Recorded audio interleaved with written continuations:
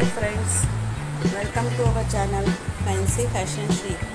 आज जे कलेक्शन आहे ते कॉटन मलमल साडी हे कलेक्शन आहे.